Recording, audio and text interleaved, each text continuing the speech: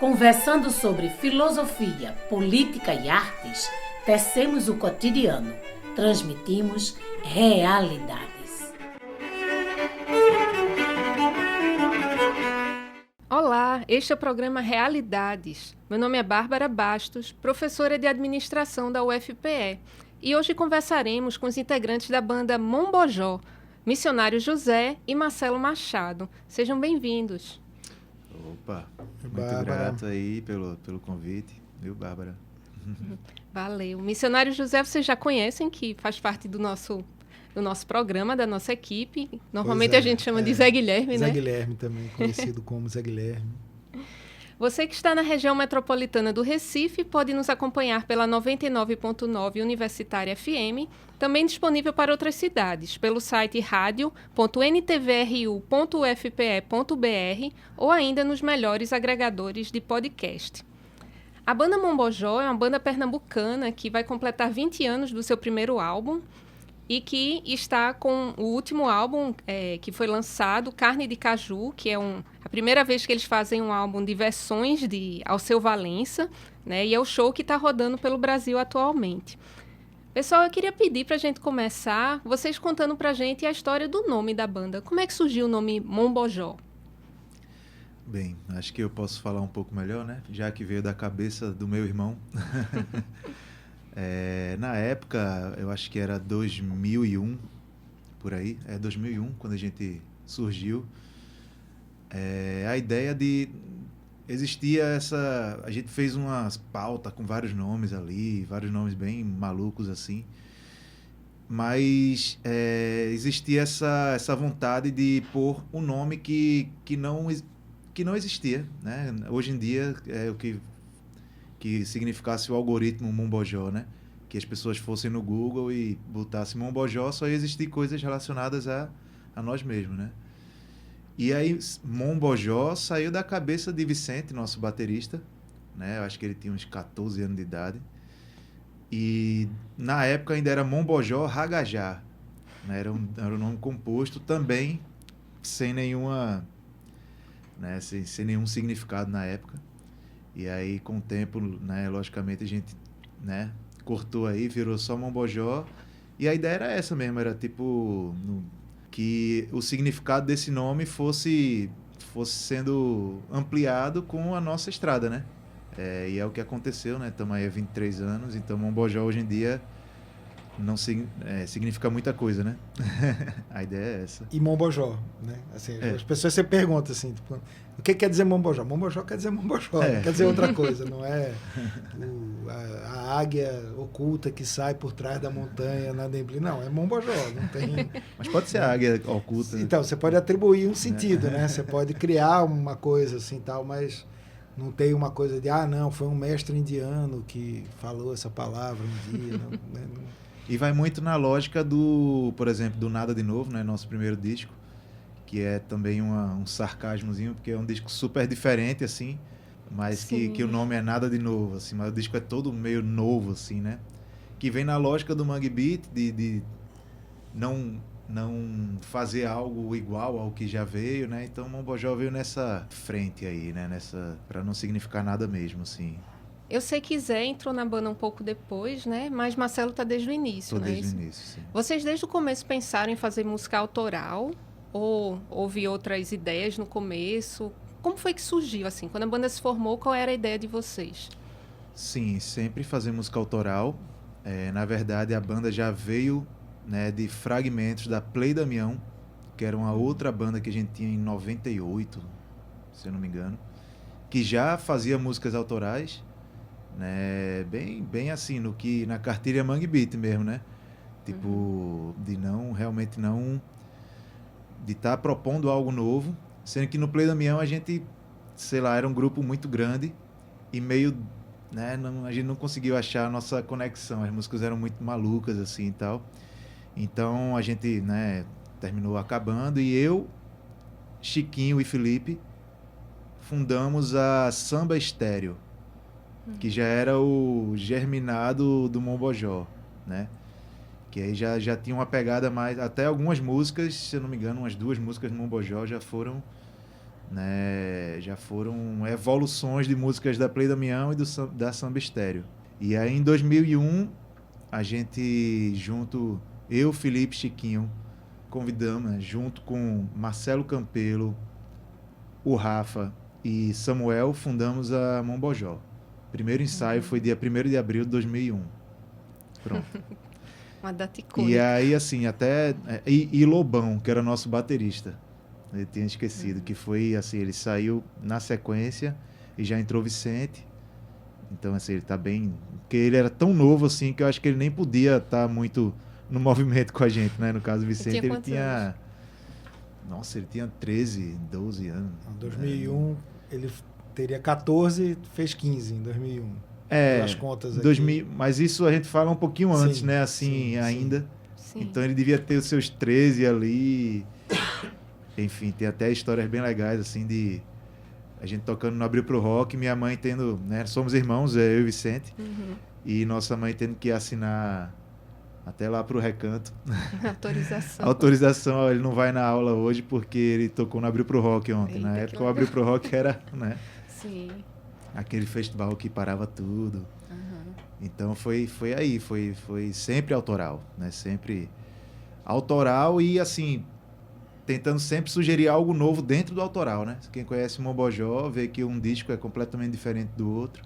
O Nada de Novo é muito diferente do Homem Espuma, né? Então essa coisa autoral, sim, desde sempre. Tinha um negócio da Play Damião, eu não cheguei a ver nenhum show da Play Damião, assim. Mas as pessoas contam uma história da Play Damião que eu acho genial, que marca essa coisa do autoral, né? Que era uma banda tão...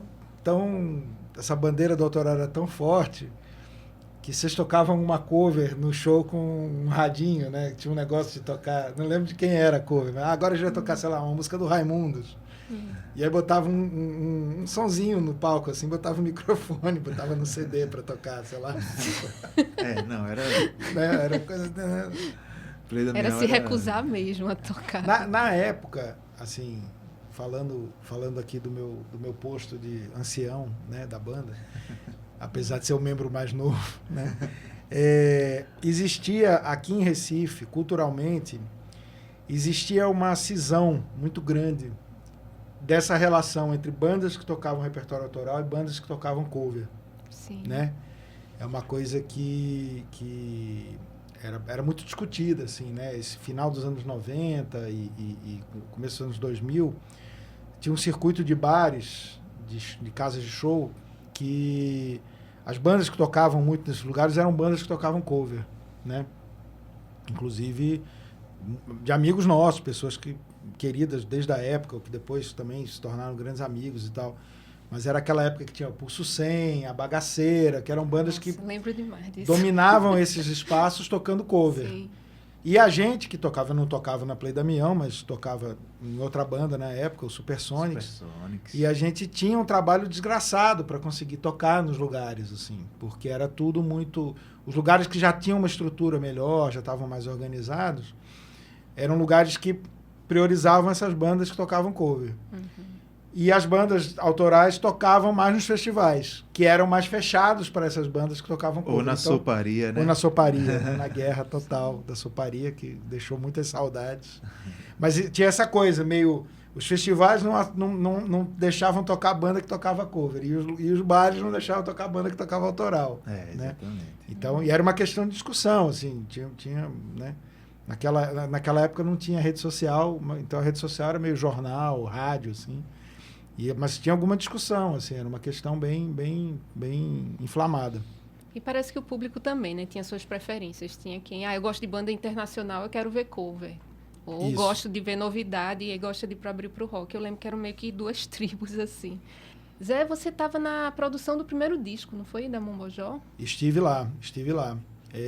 A minha história, na verdade, com a Mombojó, né, assim, como desempenhando esse papel de músico, né, começou em 2012, mas também, tecnicamente, ela também começou com o Play Damião, né? Eu conheci o Marcelo...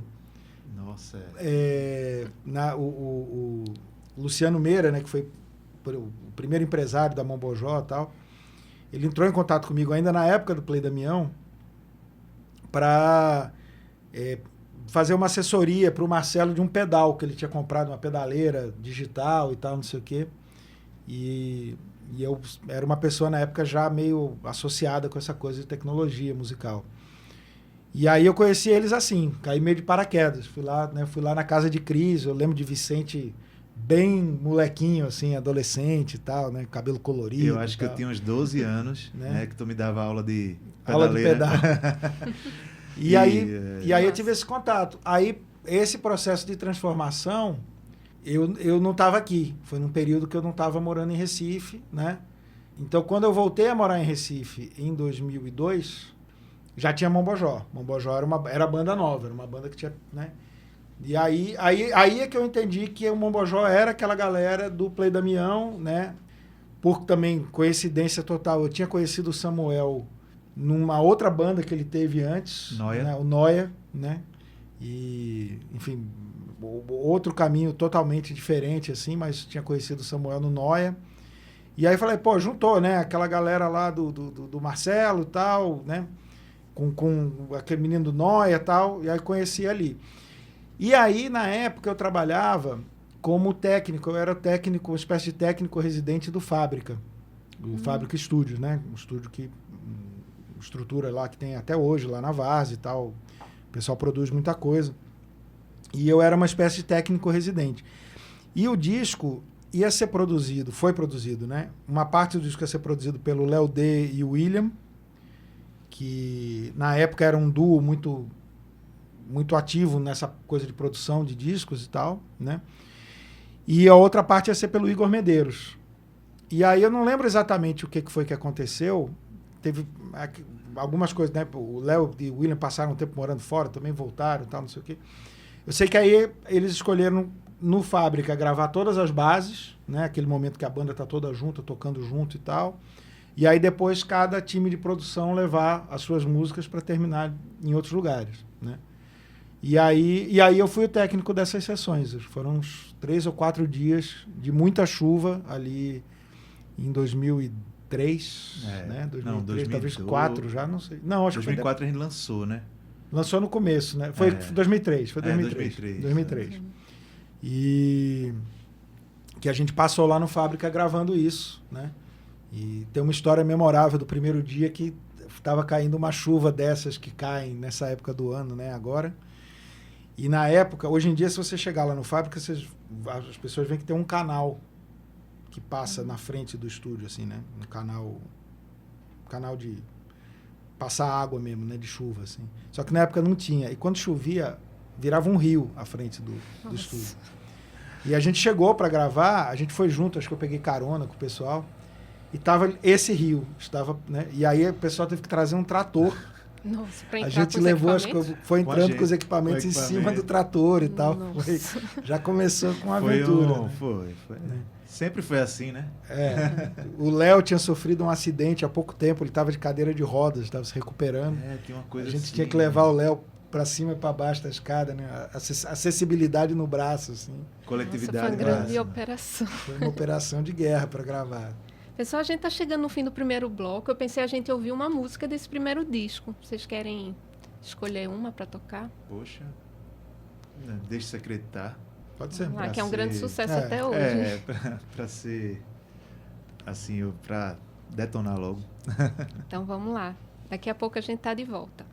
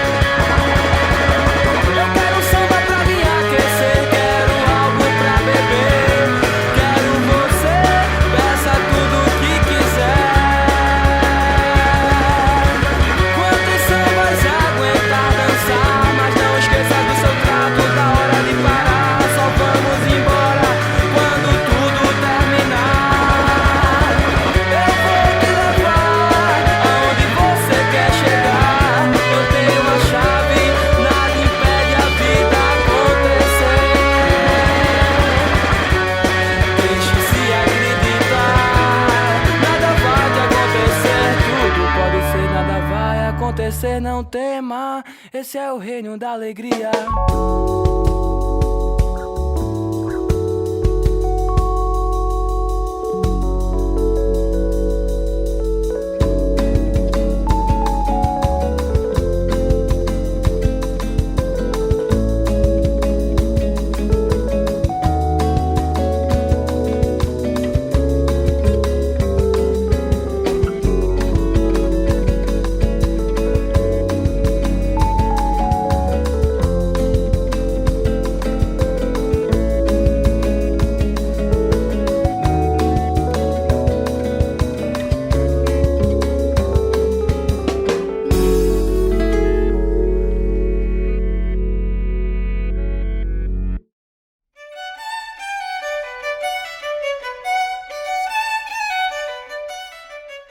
Em breve seguiremos tecendo realidades.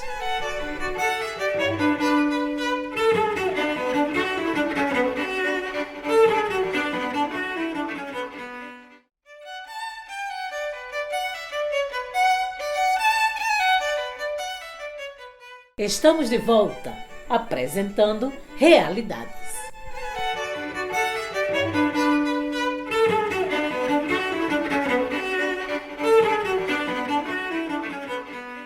Estamos de volta com o programa Realidades. Eu sou Bárbara Bastos e estou conversando hoje com os integrantes da banda Mombojó, Missionário José e Marcelo Machado. A gente começou conversando sobre o início da banda, o nome, a proposta inicial. Eu pensei a gente agora conversar um pouco sobre as mudanças que aconteceram ao longo do tempo, né? O que teve de mais marcante. Eu sei que tiveram mudanças nos integrantes. Marcelo, quer começar falando um pouco? Você que estava no começo, né? Então, quais foram as primeiras mudanças que tiveram, assim, tanto de pessoas e como isso mudou também o estilo das músicas que vocês foram criando? A gente, naquela lógica lá, né, quando a gente gravou Nada de Novo, né, ganhamos uma projeção absurda, assim, né, e isso rendeu um contrato, né, com a Trama, né, a gravadora bem ativa na época. Né, a gente realmente viu ali naquele momento, com o lançamento do Nada de Novo, começamos a tocar em São Paulo, Rio, né, Curitiba, sei lá, ir para o mundo. Foi quando, de fato, não sei se todos viveram isso, mas eu acho que sim. Foi quando a gente entendeu, poxa, velho, eu acho que dá pra gente ser isso, né? Né, assim, vamos... alguns faziam faculdade, né? Eu fazia engenharia elétrica, por exemplo. Mas, assim... A demanda do Mombojó foi tomando conta e nos levou realmente para sermos músicos, né? Assim, profissionais, né? Os festivais já chamando e tal. E a gente já... E aí veio a história do segundo disco, O Homem Espuma, né?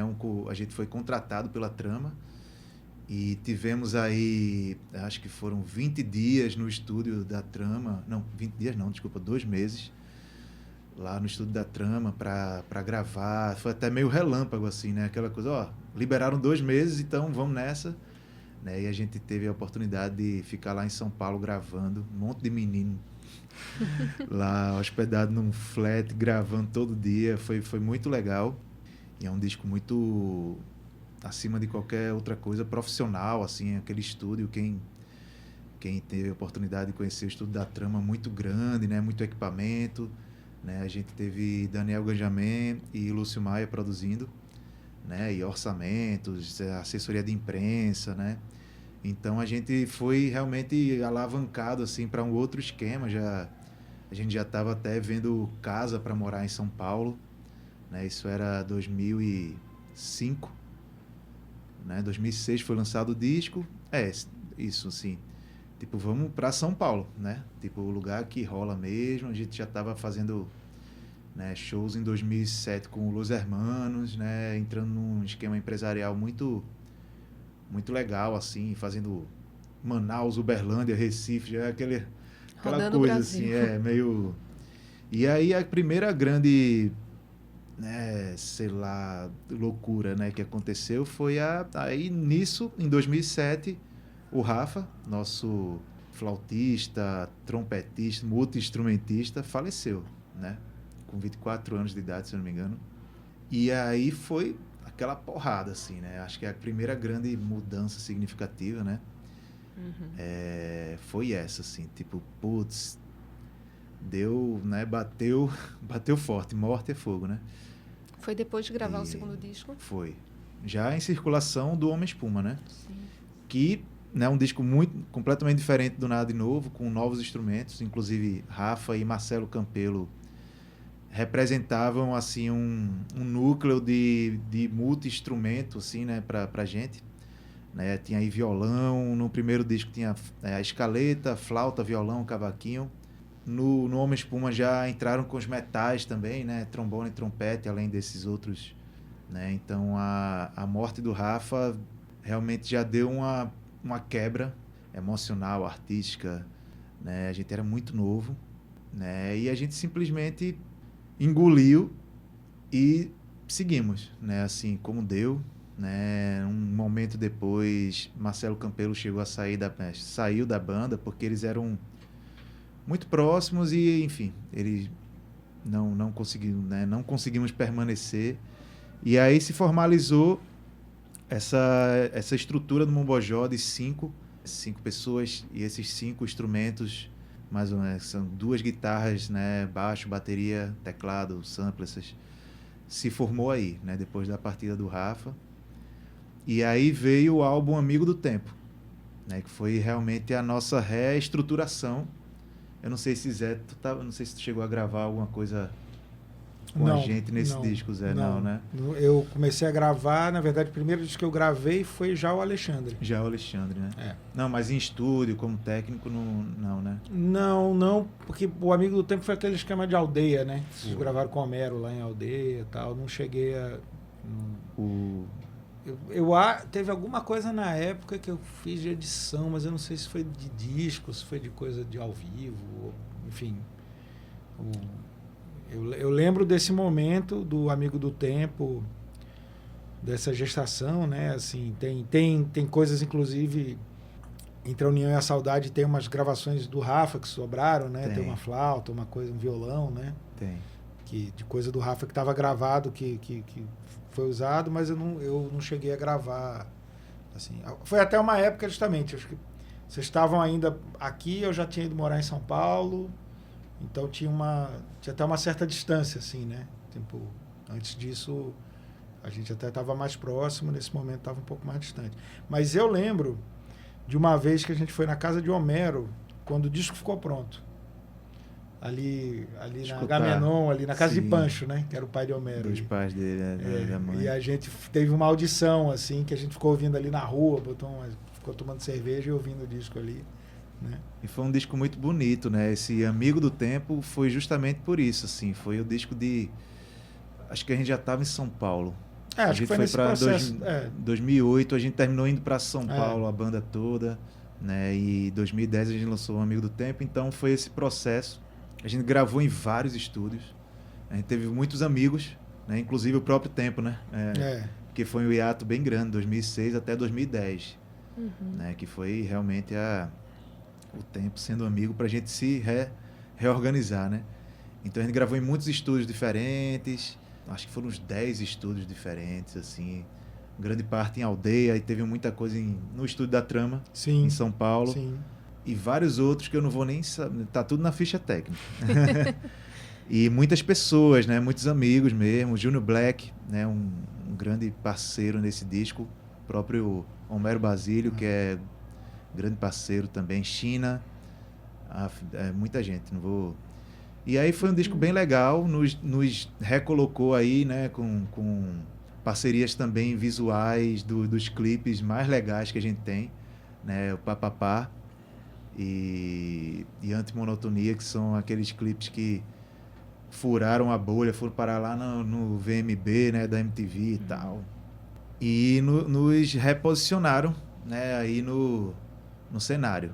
E aí depois veio, que foi mais ou menos quando o Zé chegou, veio o 11º aniversário, que aí já foi a gente estando um tempo em São Paulo, né? E também não é tão fácil assim, né?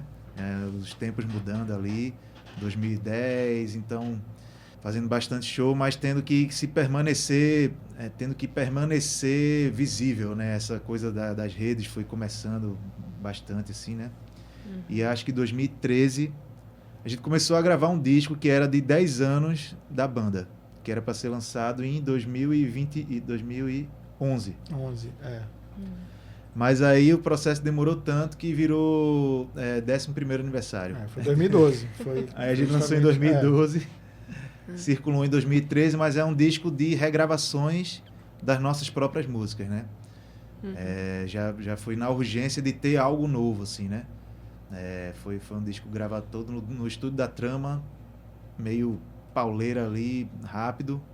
Foi o momento em que Samuel, nosso baixista, saiu. Ele é ator, e na época, é uma história até legal, desde o Nada de Novo, assim, que ele estava se dividindo entre atuar nas novelas da Globo, ele atuou em umas 2, 3 novelas da Globo, e cumprir a agenda de shows no Mombojó, né? Era uma coisa bem específica na época, então ele também confuso, era muito novo, né? E aí em 2012, 2013, realmente ele seguiu, né, a jornada de ator.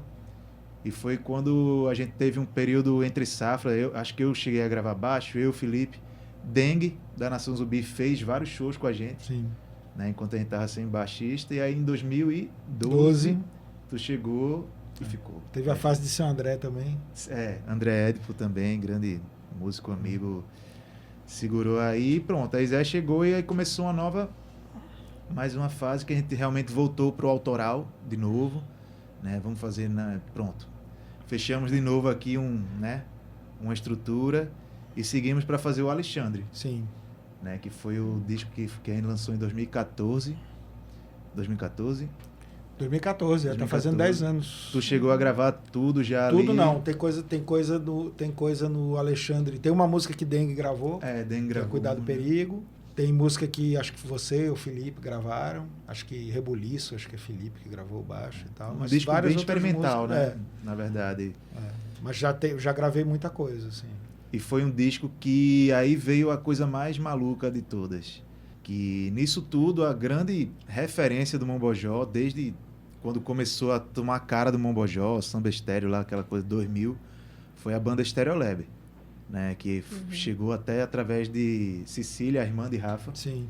Um disco, sei lá, um MP3, aquelas coisas dessa época. E quando tocou, a gente, nossa, velho, essa galera, pronto, são deuses, né, intocáveis. E vivem no Olimpo. E referência total. No Alexandre, a gente teve a honra, né, de ter a participação de Letícia Sadier, a cantora do Stereolab, que a gente tinha conseguido deixar um homem-espuma com ela numa ocasião em São Paulo ali, meio... Né, rolou um show de Letícia em São Paulo, Ana Garcia estava produzindo, e acessibilizou a gente a conhecer a nossa, né, super ídola. E aí, não sei como, o Felipe conseguiu deixar um homem-espuma com ela, embriagado lá, doido, porque ninguém conseguia chegar até ela, né? E o disco da minha banda, né? Essa coisa... A gente é aqui de Recife, né? Meio envergonhado, assim. E sem falar inglês direito e tal. Pronto, deixamos lá em 2006, sei lá, 2008. E aí ela, nas gravações do Alexandre, 2013 ali, sei lá, ela entrou em contato dizendo que tinha escutado o disco, né? Mandou um e-mail. Vocês enlouqueceram, né? E a gente disse assim, olha, adorei e tal, né? Conectei, né? E a gente já ficou louco e disse, meu microfone está aberto porque vocês precisarem. Né? E a gente ficou, não é possível. Isso é alguém engreando lá em Recife, mandou, tá brincando com a gente, né? E era bem quando a gente tava gravando o amigo do Alexandre. E aí, pronto, a gente mandou uma música, né, uma base lá, que se tornou a música Summer Long. E aí surgiu a nossa primeira parceria, inusitada, assim, né? Quem mexeu esses pauzinhos aí foi o Divino mesmo, né? Não foi nada... E aí disso surgiu essa primeira música, né? O Alexandre, ele é bem experimental, né? Bem, realmente uma retomada do Mombojó ao experimental, né? Umas músicas bem... É um disco trilha, eu costumo dizer. Não tem tantas canções quanto um Nada de Novo, por exemplo. E mais uma reinvenção no Mombojó, né? E dessa vez com Letícia, né? E aí a influência foi direta, né? Ela foi... Presente. Nossa... E a gente estava em São Paulo, né? Então, na verdade, no Alexandre a gente já estava retornando a Recife. Sim. Tinham começado a chegar os filhos, né? Filhos e filhas. Então, todo mundo meio que voltando a uma segurança, assim. Foi um disco bem, bem legal. E aí, dessa parceria, nesse disco, surgiu... A gente conseguiu aprovar um projeto aqui pela Lei de Incentivo, né, do governo, se eu não me engano. Foi do governo. E a gente, nessa época eu morava em Aldeia, eu acho, estava morando por lá. E a gente conseguiu fazer uma residência com ela em Aldeia. E gravamos um EP, Mombojó e Letícia, chamado Summer Long, mas com 4 músicas nossas, né? Do nosso projeto. E foi maravilhoso, foi assim, a materialização daquela, né? Inusitismo maluco, né? De estar tocando com Letícia Sadier, né? Tal. E aí disso a gente veio e ela foi tão forte, né? A conexão que a gente chegou a fazer uma banda. Ela mesma disse, pô, a gente tem uma banda aqui, a gente tem uma banda. Né? Nisso o Stereolab já tinha acabado, né? Tinha. Tava pausado, né? É que eles dizem até hoje que tá em hiato, né? Pelo menos na mídia. Não, falam aí assim. voltaram agora. Eles estão hoje. estão tocando, né? Ah, tá. Eles não Voltaram. lançaram mais nada novo, assim, mas já faz Se alguns apresenta. anos que eles... Eles voltaram. Eu lembro de uma videochamada, uma vez a gente estava falando alguma coisa dessa banda nossa, né, que é o Modern Cosmology. E aí eu lembro de Letícia falar, ó, tal período não dá para fazer muita coisa, porque... Vamos estar com lab. A gente não pode falar, assim, vocês podem saber, mas não fala para ninguém ainda não, mas Eita, a pessoa doida vai pra ter falar. vai ter uma turnê do Stereolab e tal. Aí a gente, pô... Tá bom, beleza, pode fazer o Stereolab, né? Claro, né?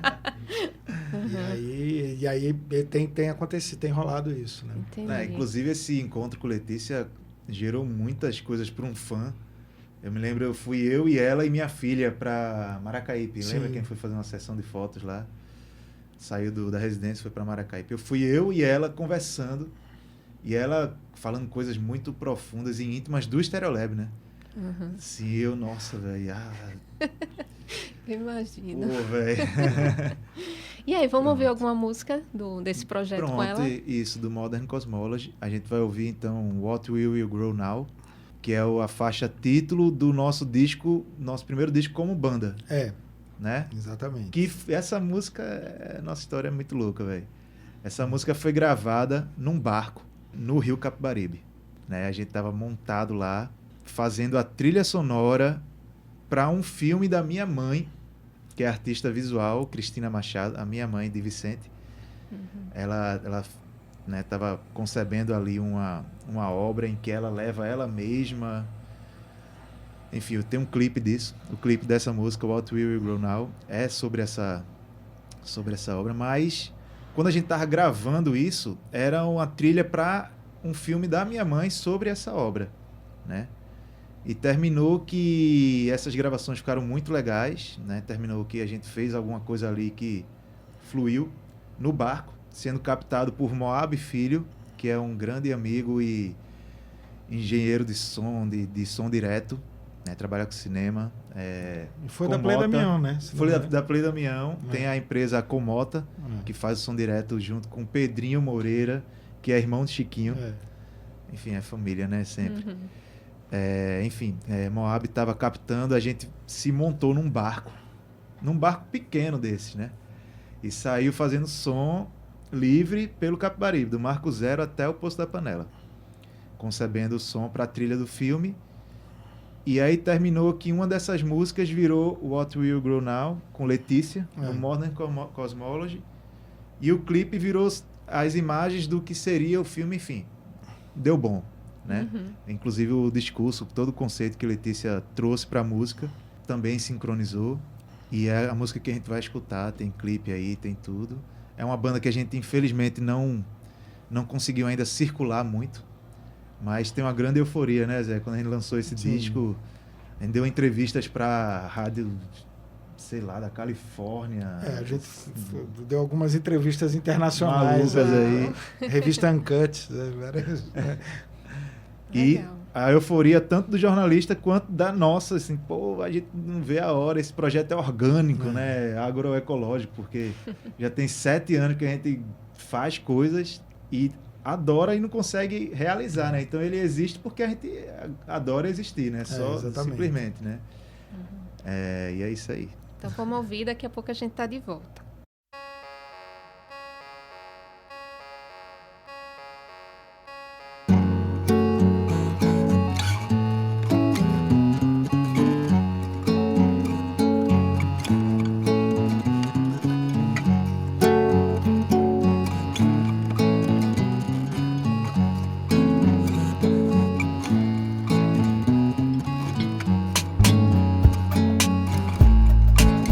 In that dirt,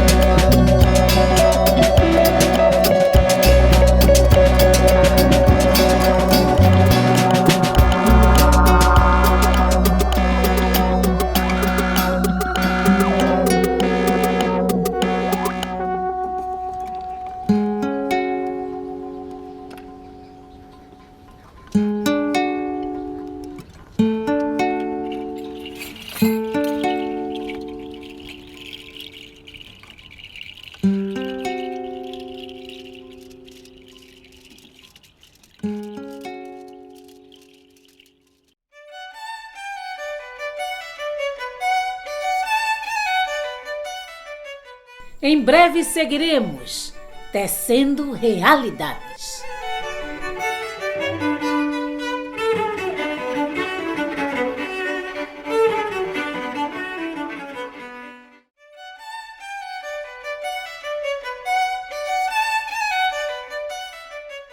Estamos de volta, apresentando Realidades.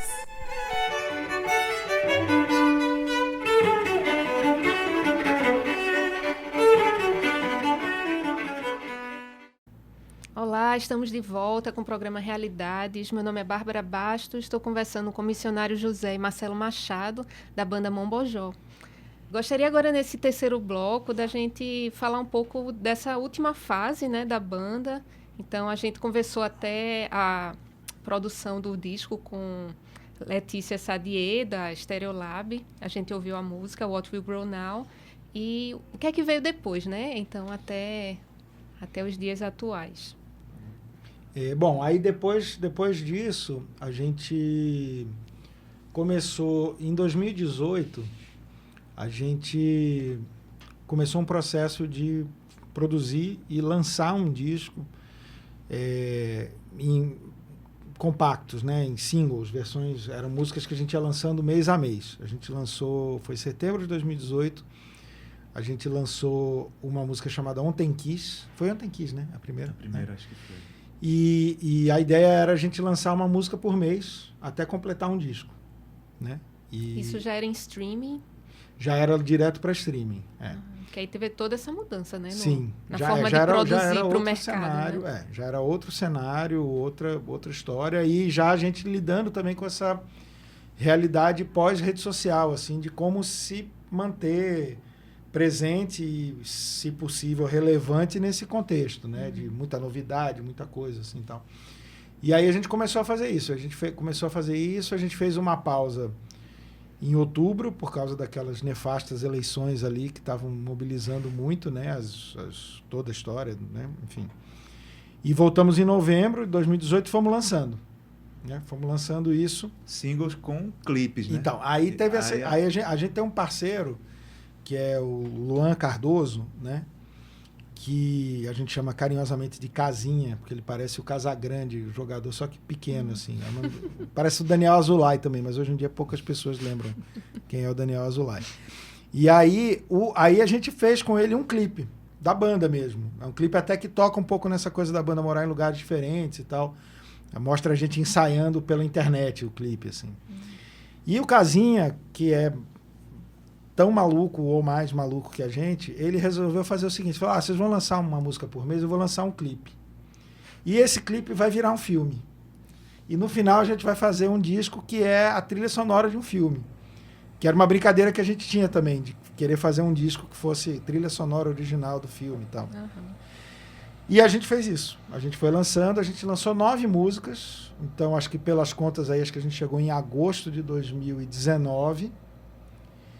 E aí, todo mês a gente lançava uma música nova e um clipe novo. Que iam sendo feitos simultaneamente. Iam sendo feitos a gente não fez tudo e foi lançando, não. A gente foi lançando na doideira mesmo. Ele ia fazendo o conceito visual e a gente a música meio se falando minimamente. Se inspirando, né?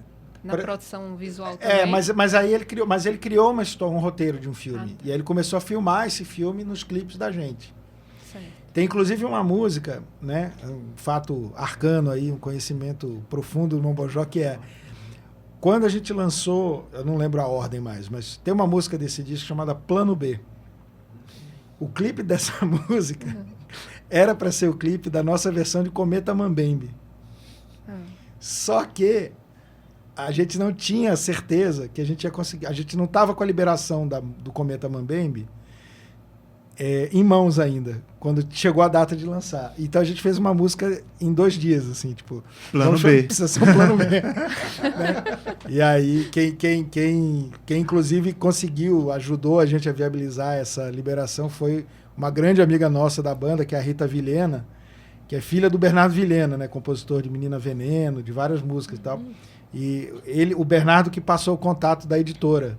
E a gente conseguiu liberar a música final, mas não liberamos a tempo. Então tivemos que fazer um plano B, que foi a música. Né? Então, quem quiser em casa depois pode pegar o clipe de Plano B e botar Cometa Mambembe, vai ver que vai funcionar também. E aí, enfim, foi esse nível de doideira que a gente encarou. E aí a gente parou de lançar as músicas, ia fazer mais 3 para fechar 12, fechar o disco. Fizemos as outras 3 músicas, o Luan fechou o filme e a gente programou tudo para lançar filme e disco, trilha sonora e filme, tudo junto com um grande espetáculo ao vivo que ia ter até live action dos atores, tal, não sei o quê, tudo marcado para março de 2020. Nossa. Aí veio a pandemia e os planos todos mudaram. Né? E esse disco virou póstumo, assim, nunca tocou num... Disco obscuro. Né? Vocês nunca fizeram um show desse disco? Dele, por ele, não. A gente vinha tocando as músicas do disco nos shows, antes, porque era né? todo mês a gente lançava uma música, tinha um show, todo mês tinha 3, 4 shows e tal, a gente sempre ia acrescentando, mas nunca tocamos ele na íntegra. Tem música no disco que a gente nunca tocou. E é engraçado, porque as músicas que a gente nunca tocou foram músicas, sei lá, tem uma música que o Guilherme Arantes gravou, tem uma música que o Hervé, do General Electric, gravou, e essas músicas a gente nunca tocou ao vivo. E tem a participação de Lenine nesse disco. Tem Lenine, né? É um grande disco, na verdade, que ficou afundado no... A gente gravou uma música em coautoria com o Fernando Haddad, nosso ministro da Fazenda. É verdade. Né? Ele canta? Não, a gente musicou o discurso dele quando saiu o resultado das eleições de 2018. Né? Então, legal. E aí depois veio Carne de Caju. Que aí foi isso. Quando a gente viveu esse luto, né, de não lançar um disco e um filme que a gente tinha feito, que a gente lançou, mas ficou meio lançado, né? Tipo, o filme chegou a passar no Music Box, né, o nome do canal. Né? Acho que é. Mas ele ainda não foi lançado, tipo, não passou num cinema, não passou né? Acho que não passou nem num projetor ainda, se brincar. Há quem diga que tem pessoal correndo atrás aí para fazer. Queremos fazer isso ainda, né? Então... E aí vivemos esse processo e chegou um momento que a gente falou, bom, agora a gente precisa fazer alguma coisa nova, né? Vamos fazer um disco autoral? A gente começou a juntar material, né, e tal. Começamos a nos organizar para fazer isso. E aí Felipe veio com a ideia de fazer um disco de regravações. Muito nessa pegada, inclusive, das novas formas de estar nas redes, né? De estar no mundo como artista, os algoritmos e tal. E aí a gente chegou primeiro, acho que é uma ideia de fazer um disco de releituras, né? Vamos lançar um outro disco autoral, depois... Hoje em dia você lança uma coisa, né, ali no Spotify e ela some assim, né? Simplesmente lançar, Mombojó lançar um novo disco. Aí a pessoa, sei lá, chega ali e ouve uma vez, sei lá... Como que a gente pode, né, melhorar isso? Vamos fazer um disco de releitura. Então, né?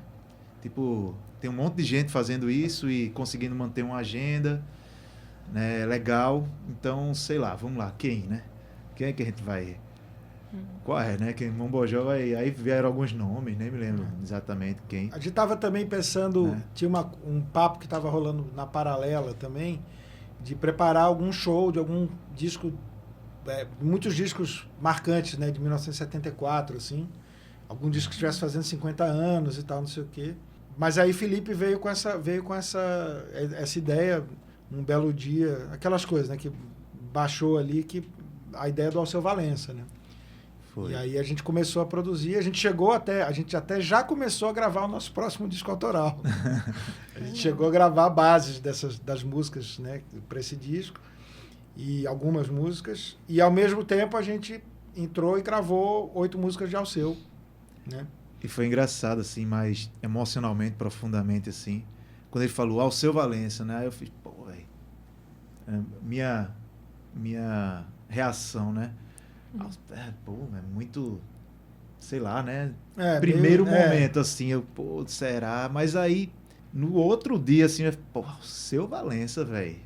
É isso mesmo, velho. Vai dar bom isso aí, porque faz muito sentido, né? Pra nós, assim, realmente... A gente escuta essas músicas de Alceu aí, né? Comecei a escutar, né? Acho que a gente tava falando aqui anteriormente. A gente escuta essas músicas desde o ventre, né?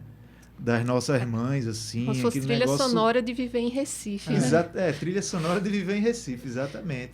E isso a gente tem propriedade. Realmente vai dar... né? Não é aquela coisa, Mombojó grava... Tinha um dos nomes que a gente estava pensando que não tinha muito a ver, assim. Eu me lembro... Eu lembro que nos discos, na verdade que isso foi ano passado, né? Então era aquele disco branco do João Gilberto, era João que a gente Gilberto. queria fazer um show Gilberto. tocando.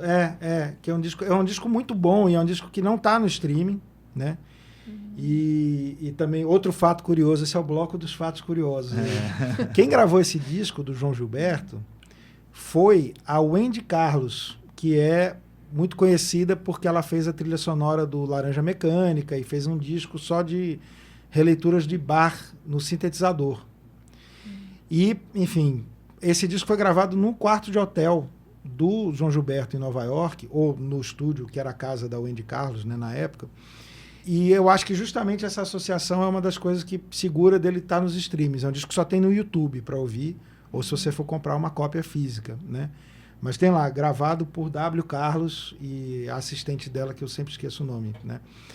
E a gente pensou em gravar, mas aí foi aquela coisa meio deslocada, assim. Né? João Gilberto, talvez forçar uma barra, tal, não sei Tinha o quê. também os Tincoãs. Tincoãs, Que, legal, mas... Sei lá, quando chegou ao seu, parece que preencheu toda aquela... Tincoãs a gente achou que a gente não cantava o suficiente.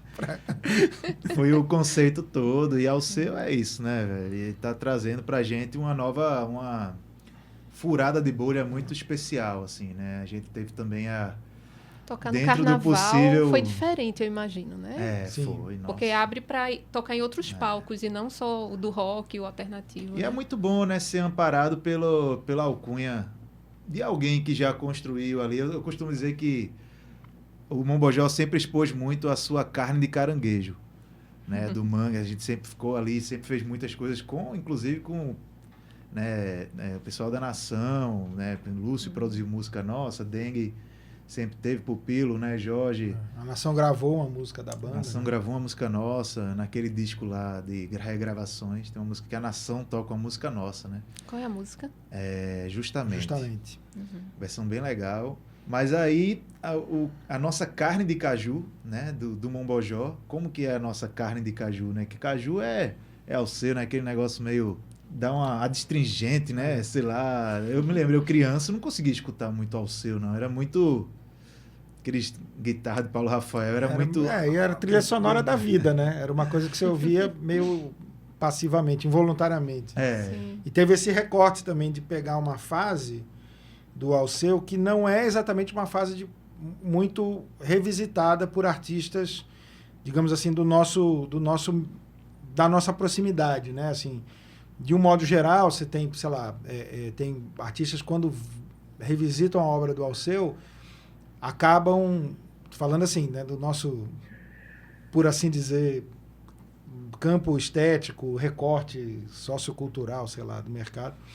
A galera normalmente vai para a fase mais assim, a psicodelia, os discos dos anos 70, né, o Espelho Cristalino, enfim, o Molhado de Suor, né, a Alessandra Leão, que é uma grande amiga nossa, tem um projeto com, né, o Rafa Barreto, tocando, né, músicas dessa fase e tal, não sei o quê. Mas a gente pegou aquela fase, uma fase que a gente até chama meio de brincadeira, a fase Paulo Rafael e Tovinho, assim, né, a fase de uma outra sonoridade, uma fase bem calcada na sonoridade dos anos 80, né, mas que é uma fase muito mais presente na vida da gente, crescendo, vivendo em Recife, né, nos anos 80, né, então...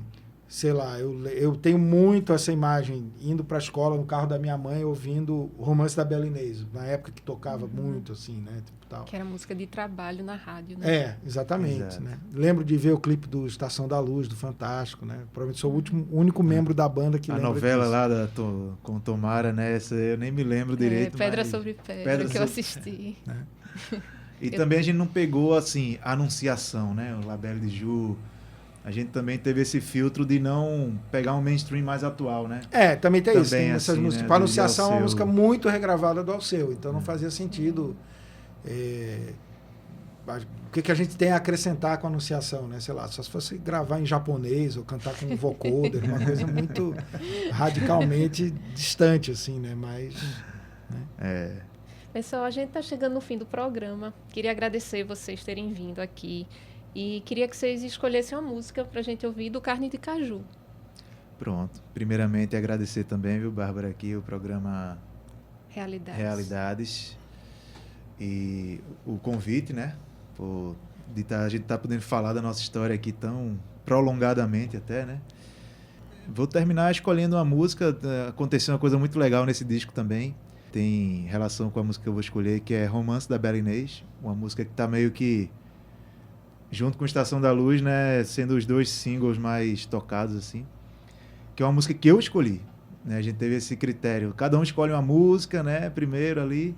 E foi engraçado que essa música eu sempre conectei a isso, né? Devo ter ouvido muito ali no lançamento dela, né? Uhum. E eu achei ela, assim, um hit, uma coisa verão, sei lá. E eu quis muito tocar ela, e quando eu levei pro grupo, né, rolou ela é massa, mas o próprio Felipe, né, nosso cantor, disse, mas essa métrica aí, essa letra é muito grande, e a gente tava fazendo um disco meio rápido, né, foi todo em 6 meses que a gente gravou tudo. Também ao seu, né, parto natural, né? A mão já toca assim, já. Né? E aí eu disse, não, velho, bora fazer, eu canto. Todo mundo meio que duvidou, peraí, tu canta, velho? Eu nunca cantei, né? Eu não sou o cantor da banda, né? Uhum. Eu disse, eu canto, velho. E aí fiquei praticando em casa ali, tal. E aí foi, né, a música que realmente minha estreia no Mombojó. Não, se bem que eu já tinha cantado um pouquinho em outra música, mas não tanto, né? Então a minha estreia como cantor aí, Romance da Bela Inês.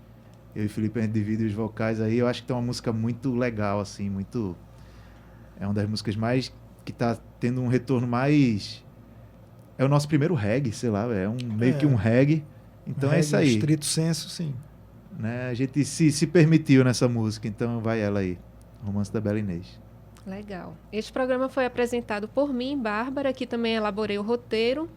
Lembrando que você pode ouvir nosso programa todo domingo, tanto na 99 FM, na região metropolitana do Recife, sempre às 18 horas, pelo site radio.ntvru.ufpe.br e também nos melhores agregadores de podcast.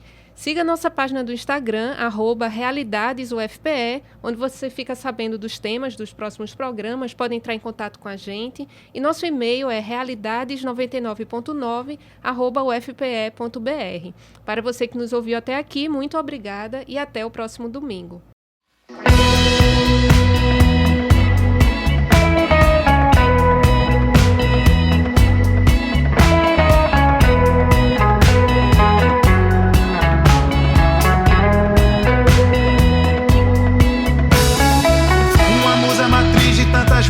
Melindrosa, mulher linda e única como o lado da lua que se oculta, escondia o mistério e a sedução. Comovida com a revolução de Guevara, Camilo e Sandino, escutou meu espelho cristalino, viajou nosso sonho libertário. Bela Inês com seu peito de operário, a burguesa que amava o capitão.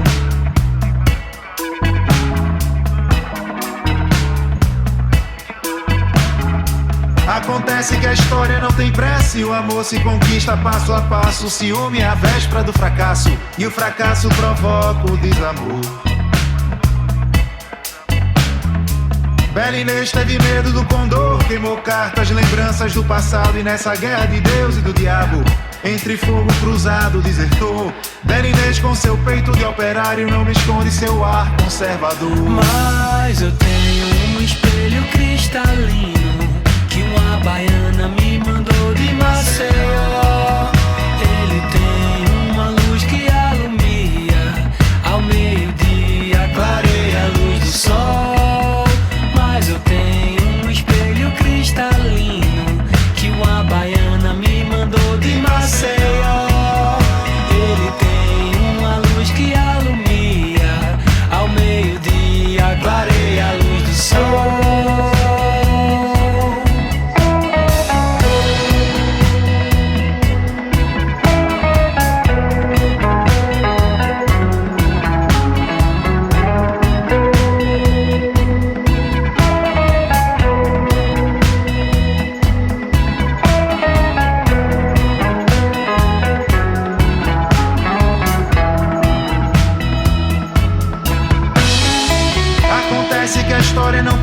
Se o amor se conquista passo a passo, o ciúme é a véspera do fracasso, e o fracasso provoca o desamor. Bela Inês teve medo do condor, queimou cartas, lembranças do passado, e nessa guerra de Deus e do diabo, entre fogo cruzado desertou. Bela Inês com seu peito de operário não me esconde seu ar conservador. Mas eu tenho um espelho cristalino que uma baiana me mandou de Maceió. Ele tem uma luz que alumia, ao meio-dia clareia a luz do sol. Apesar dos pesares, não esquece nosso sonho real e atrevido.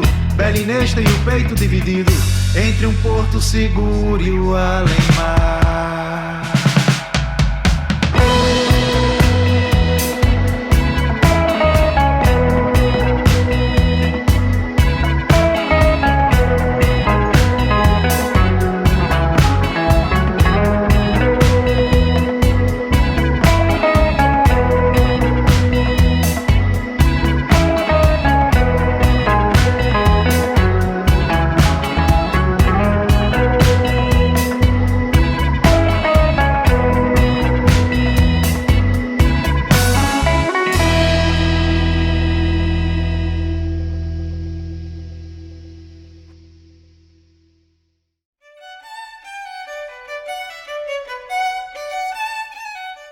Acabamos de ouvir Realidades.